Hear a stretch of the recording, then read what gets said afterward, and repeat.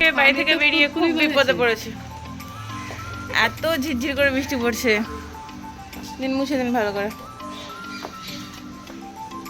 Prescription নিয়েছি, চশমাও নিয়ে নিয়েছি। তোমার দাদা ভাই বাড়ি থেকে জীবনে হেলমেট পরে বেরোয় না আজকে। ক্যামেরাটা ধরো তো, আমার ফোনে ওয়াটার প্রুফ না।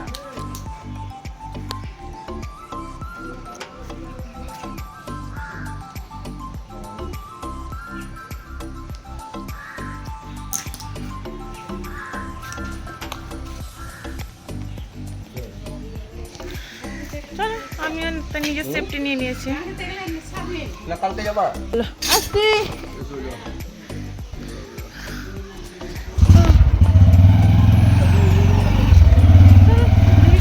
ভালোভাবে যেতে পারি। পুরোটা নিজেদের রিস্কে আজকে যাচ্ছি,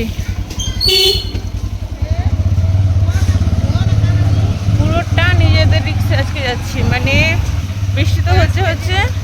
তোমাদের দাদা তো প্রথমে বসে ট্রেনে যাবে, পুরোটা এখন নিজেদের রিক্সে যাচ্ছি। এখন দেখা যাক কত দূর যেতে পারি। হ্যাঁ, ও ট্রেনের টিকিটও কাটা হয়ে গেছে। এখন দেখা যাক। অনেকটা চলে এসেছি, অনেকটা বলতে বেশ কিছুটা পথ চলে এসেছি। মানে বৃষ্টি পড়ছে ফিটির করে, দেখা যাক কত দূর যেতে পারি। কিন্তু বেশ ভালো লাগছে, বেশ ভালো লাগছে। আসার সময় হলে ভালো লাগতে পারে। এইটা ঠিক, যদি এটা বাড়ি যাওয়ার সময় বৃষ্টিটা হতো তাহলে বেশ ভালো লাগতো। বাট ভিজতে চলে যেতাম, সমস্যা হতো না। এখন যাওয়ার সময় হচ্ছে, দেখা যাক।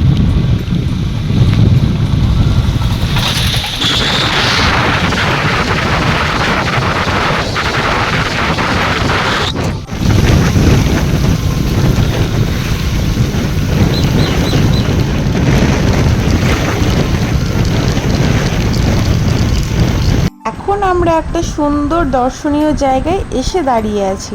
বৃষ্টির জন্য চারপাশের পরিবেশটা আরও বেশি মনোমুগ্ধকর লাগছে। এখানে একটু দাঁড়িয়ে গরম গরম চায়ের স্বাদও নিয়ে নিলাম। চা খেতে খেতে তোমাদের দাদাভাই হেসে হেসে বলছে যে এই দিনেও কেউ ঘুরতে আসে নাকি।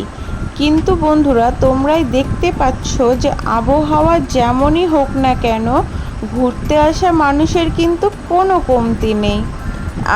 আর একটা যেটা আমাদের কাছে মানে আজকে খুব মানে রিস্কের ব্যাপার যেটা ছিল, যে বাড়ি থেকে আমাদের আজকে যা বৃষ্টি দেখেছিলাম, আমাদের বেরোনোর প্ল্যানটাই ক্যান্সেল হয়ে গেছিলো। কিন্তু তবুও আজকে আর প্ল্যান ক্যান্সেল করিনি, বদলাইওনি, কিছুই করিনি। নিজেদের ইচ্ছেতে রিক্সে বেরিয়ে পড়লাম। আজকে বাড়ি থেকে বেরোনোর পরই আমরা মাঝ রাস্তায় ভাবছিলাম যে গাড়িটা দোকানে রেখে দিব, তারপর ওখান থেকে টোটো করে চলে যাব। তো তোমাদের দাদা ভাইও বলল যে থাক, হালকা হালকা বৃষ্টি আছে, চলো চলে যাব। তো যাই হোক, চলেও এসছি কথা বলতে বলতে। আর সবথেকে মেন ব্যাপার যেটা, আজকে আমরা দুজনেই হেলমেট নিয়ে নিয়েছিলাম। অন্য সময় কি হয়, তোমাদের দাদা ভাই হেলমেট নেয় কিন্তু আমি নিই না, কিন্তু আজকে আমিও হেলমেট নিয়েছি, কারণ মাথাটা ভিজাবো না। এবার যা অবস্থা হয়েছিল, মানে গাড়িতে পিছনে এত কাদা ছিটছিল যে বলবার না। এখানে নেমে প্রথমে হাত মুখ ধুলাম, হাত পা ভালোভাবে ধুলাম, তারপর যেগুলোতে কাদা লেগেছিলো সেগুলো সব ভালোভাবে পরিষ্কার করলাম। আর হ্যাঁ, এই জায়গাটা নিশ্চয়ই তোমাদের অনেকেরই পরিচিত। দেখি তো কমেন্টে বলতে পারো কি না আমরা এখন কোন জায়গায় আছি। যে আগে সঠিক উত্তর দেবে তার কমেন্ট অবশ্যই আমি রিপ্লাই দেব। এখন চলো আজকের বৃষ্টি ভেজা ঘোরাঘুরিটা একসঙ্গে উপভোগ করি। সত্যি কথা বলতে কি, তোমাদের সাথে এতটাই আমি এখন মানে মিশে গেছি যে সব কিছুই মনে হয় তোমাদের সাথে উপভোগ করতে আমার খুবই ভালো লাগে। জানি না কেন, ছোট ছোট মুহূর্তগুলো তোমাদের সাথে যদি শেয়ার করি তা আমার মনে হয় যে না, আমার ভালো লাগছে। আমি তখন মনে করি যে না, আমি একা না। আমি যখন এটা দেখি তখন মনে হয় যে আমার সাথেও আরও অনেক আমার বন্ধুরা আছে যারা আমার সাথে সাথে এই জিনিসগুলোকে দেখে। আর একটা জিনিস যেটা, এখানে ঘোড়াগাড়ি যাচ্ছিলো, অনেক ঘোড়াগাড়িও আজকে ছিল। আমি তোমাদের দাদাভাইকে বলছিলাম যে আজকে আমি কিন্তু ঘোড়াগাড়িতে চাপবই। তোমাদের দাদাভাই বলছে এই বৃষ্টি আবহাওয়াতে কী করে চাপবে। আজকে চাপতে হবে না, অন্য দিন, কিন্তু আজকে আমি চেপেই ছাড়বো, এটা তো আমার জিদ হয়েই গেছে। যেভাবে আমরা ওদিক থেকে এলাম আর এখন এদিকে রাস্তাঘাট তো মানে শুকনোই, বৃষ্টি হয়নি, এদিকে হয়েছে অতটা না, মানে না হওয়ার মতনই, ওটাই বলছি, এদিকে রাস্তা একদমই শুকনো। বাপরে বাপ।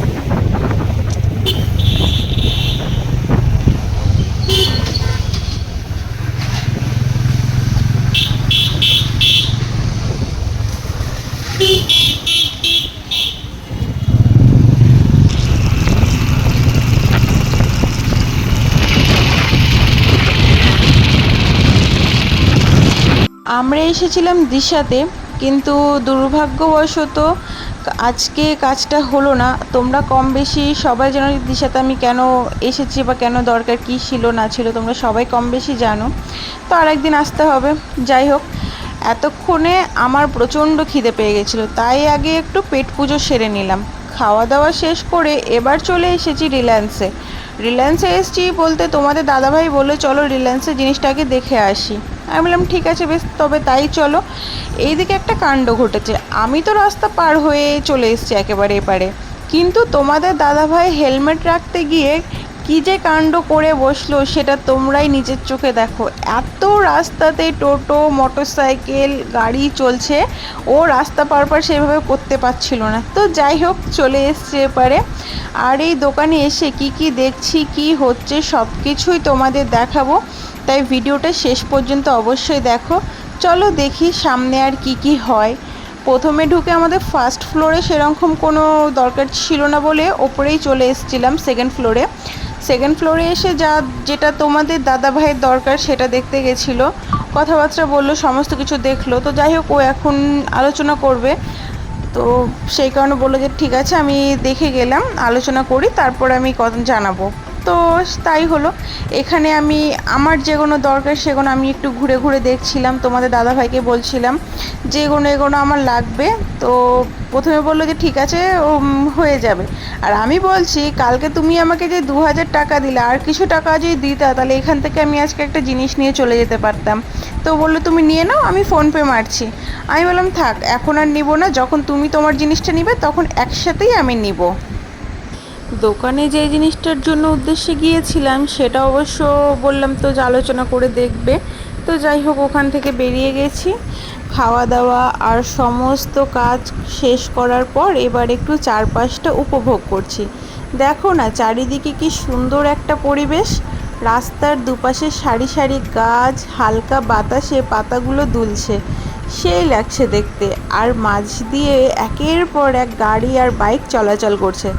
এমন পরিবেশে কিছুক্ষণ দাঁড়িয়ে থাকলেই মনটা যেন একদম ফ্রেশ হয়ে যায়, কিন্তু আমাদের হাতে সময় নেই, দুঃখের বিষয়। শহরের ব্যস্ততার মাঝেও এইরকম সবুজ দেখলে সত্যিই অন্যরকম একটা ভালো লাগা তৈরি লাগে মনের ভিতরে। তোমাদের কেমন লাগছে এই জায়গাটা কমেন্ট করে অবশ্যই জানিও। আর চলো এবার সামনের দিকে এগিয়ে যাওয়া যাক, আর দেখা যাক আজকের ব্লগে আমাদের জন্য আর কি কি অপেক্ষা করছে। তোমাদের দাদা ভাই আর আমার কিন্তু এই জায়গাটা বেশ ভালোই লেগেছে। আমি এবার তোমাদের দাদা ভাইকে বলছি এইসব রাস্তাতে যদি বিকেলের দিকে একটু আসা যায় না তবে খুবই ভালো লাগে। তো তোমাদের দাদা ভাই বলছে হ্যাঁ তা তো অবশ্যই। আর এখানে রাস্তার মাঝখানে দেখলাম যে রথটাকে সাজিয়ে রেখে দিয়েছে, সামনেই তো রথযাত্রা, সেটা আশা করি তোমরা সবাই জানো। তবে হ্যাঁ, আমাদের লালগোলাতে কিন্তু বিখ্যাত হয়, তোমাদেরকে দেখাবো। আমরা দুজনেই গল্প করতে করতে আমাদের বাড়ির পথে রওনা দিচ্ছিলাম, বাড়ি ফিরছিলাম। তো সব কিছুই একদম আমাদের মধ্যে সব কিছুই স্বাভাবিক ছিল। রাস্তা দিয়ে গাড়ি বাইক চলাচল করছে, আমরাও ধীরে ধীরে এগিয়ে যাচ্ছিলাম। কিন্তু হঠাৎ সামনে গিয়ে দেখি রাস্তায় একটা পথ দুর্ঘটনা ঘটেছে। দেখে সত্যি মনটা খারাপ হয়ে গেল। কয়েকজন মানুষ ইতিমধ্যেই সেখানে জড়ো হয়েছে, সবাই যার যার মতো করে সাহায্য করছে, চেষ্টা করছে। এমন দৃশ্য দেখলে সত্যিই বুঝতে পারি রাস্তায় একটু অসাবধানতা কত বড় বিপদের কারণ হতে পারে। আমরা সেখানে অযথা আর ভিড় বাড়াচ্ছি না, কারণ ধীরে ধীরে এবার আমরাও পাশ দিয়ে চলে যাচ্ছি, কারণ এখানে যত ভিড় বাড়বো ততই ভিড় বাড়বে। আর যার কষ্টটা হয়েছে, যার মানে বিপদটা ঘটেছে, তাকে ইতিমধ্যে নার্সিংহোম নিয়ে যাওয়া হয়েছে। তো যাই হোক, এখানে একটাই কথা বলবো, মনটা একটু খারাপ হয়ে গেল এটা তো ঠিকই, এখন আমরা বাড়ির পথে রওনা দিচ্ছি। আশা করি সামনে সব কিছুই ভালোভাবে হবে। তোমরাও সবাই নিজের এবং পরিবারের মানুষের নিরাপত্তার দিকে অবশ্যই খেয়াল রেখো। সব থেকে মেন একটা জরুরি কথা আমি সবার জন্যই বলবো, গাড়ি খুবই সাবধানে তোমরা চালিও। তো আজকে তোমাদের দাদা ভাই বললো একই রাস্তা দিয়ে না গিয়ে আজকে একটা নতুন রাস্তা দিয়ে বাড়ি ফেরা যাক। আমিও ভাবলাম চলো নতুন রাস্তাটা আবার কেমন হয় দেখা যাক। এই রাস্তায় ঢুকতেই একদম অন্যরকম একটা অনুভূতি। দুপাশে সারি সারি গাছ, চারিদিকে সবুজে ঘেরা পরিবেশ, মনে হচ্ছিল যেন প্রকৃতির মাঝখান দিয়ে আমরা যাচ্ছি। এমন শান্ত আর সুন্দর রাস্তা দিয়ে যেতে সত্যিই খুব ভালো লাগে। আর সব থেকে একটা মজার ব্যাপার হলো এই জায়গাটা, যেটা আমি ভাবতে পারিনি যে এখানে, শুধু আমি না তোমাদের দাদা ভাইও ভাবতে পারিনি যে এই জায়গাটা এখানে আছে।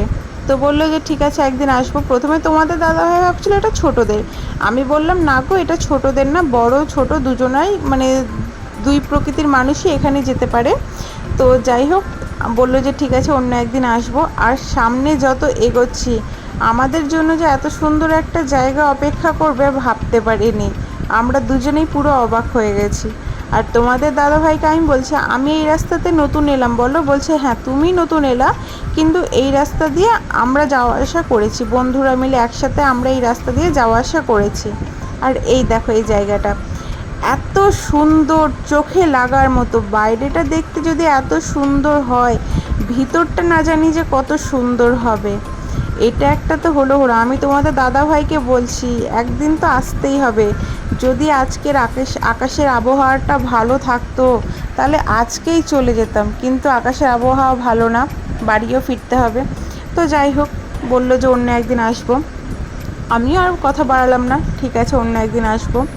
আর তোমাদেরকে এই স্কুলটা দেখাই। স্কুলটা মানে যেতে যেতেই অবশ্য চোখে পড়লো, তোমাদেরকে অন্য একদিন শেয়ার করব। এই স্কুলটাতে আমার মা ছোটোবেলায় পড়াশোনা করতেন। ছোটোবেলা থেকেই মায়ের মুখে এই স্কুলের কত গল্প শুনেছি। আজ এতদিন পর নিজের চোখে এই স্কুলটা দেখতে পেয়ে সত্যিই অন্যরকম একটা অনুভূতি হলো। ভাবতেই অবাক লাগে, এক সময় মা এই স্কুলে পড়তে আসতেন, বন্ধুদের সঙ্গে সময় কাটাতেন, কত স্মৃতি তৈরি হয়েছে। আর এই জায়গাটা ঘিরে ভাবা যায় সময় বদলে গেছে, কিন্তু স্কুলটা আজও সেই স্মৃতি সাক্ষী হয়েই দাঁড়িয়ে আছে। মানে সত্যি কথা বলতে তোমাদের দাদাভাই যদি আজকে এই জায়গাতে না নিয়ে আনতো, নতুন রাস্তা দিয়ে যদি না আসতো, তাহলে হয়তো এই স্কুলটা আমার দেখা হতো না। আর মানে অনেক স্মৃতি আজকে যাই হোক মনে পড়লো, মাকে ঘিরে, স্কুল ঘিরে অনেক স্মৃতি মনে পড়লো। আজ যদি তোমাদের দাদাভাই নতুন রাস্তা যদি না আনতো তাহলে হয়তো স্কুলটা আর দেখাই হতো না, তোমাদের সাথে শেয়ারও করা হতো না। কখনো কখনো নতুন রাস্তা, নতুন দৃশ্য দেখায় না, পরিবারের পুরনো স্মৃতিগুলোকেও আবার মনে করিয়ে দেয়। সেটা আজকে আমি নিজে প্রমাণও পেলাম। তো যাই হোক, তোমরা সবাই জায়গাটার সাথে অনেকেই পরিচিত। আর কি বলবো এই বিষয়ে, এই জায়গাটার বিষয়ে তোমাদেরকে আলাদা করে কোনো কিছুই বলার নেই, তোমরা সবাই পরিচিত আছো জায়গাটার সাথে। খাওয়া দাওয়া শেষ করে এইবার বলতে গেলে আমার সব থেকে একটা বড় ইচ্ছে আজকে আমার পূরণ হয়েছে। মানে আজ আমি ভাষায় বোঝাতে পারবো না। আজ সেই সুযোগটা পেয়ে মনটা ভীষণ ভালো লাগছে। কিছু কিছু ইচ্ছে হয়তো খুব বড় নয়, কিন্তু সেগুলো পূরণ হলে যে আনন্দটা হয় সেটা ভাষায় বোঝানো যায় না। আজ ঠিক তেমনই একটা অনুভূতি হচ্ছে। তোমরা এতক্ষণে আমাকে দেখে বুঝতেই পেরেছো যে আমি কোথায় আছি, কিভাবে আছি না আছি। তোমরাও বুঝতে পারছো, কম বেশি অনেকেই বুঝতে পারছো। আমি একাই আছি, তোমাদের দাদাভাই পিছনে গাড়ি নিয়ে আসছে, আস্তে আস্তে ও আসছে। আমি আজকে ভীষণ খুশি হয়েছি। মানে সেই ছোটোবেলাতে আমি ফিরে গেছি, আর ছোটোবেলার পুরনো স্মৃতি আমাকে জাগিয়ে দিয়েছে। তোমরা তো আমার ব্লগের শুরুতে দেখেছিলে মধ্যেখানে যে আমি আজকে একটু জিদ করেছিলাম যে ঘোড়ার গাড়িতে চাপবো। আমি আজকে ভাবতে পারিনি যে সত্যি আমার সুযোগটা হয়ে যাবে, আর আবহাওয়াও আজকে আমার সুযোগ দিবে।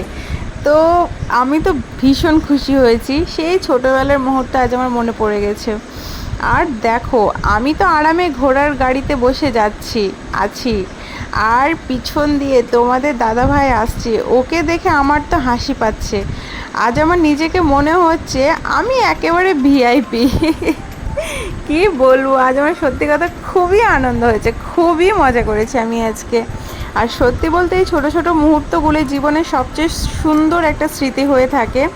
খুব কিছু দামিও না, আবার খুব বড় কোনো আয়োজনও না, তবুও এই আনন্দটাই আলাদা একটা মূল্য আছে।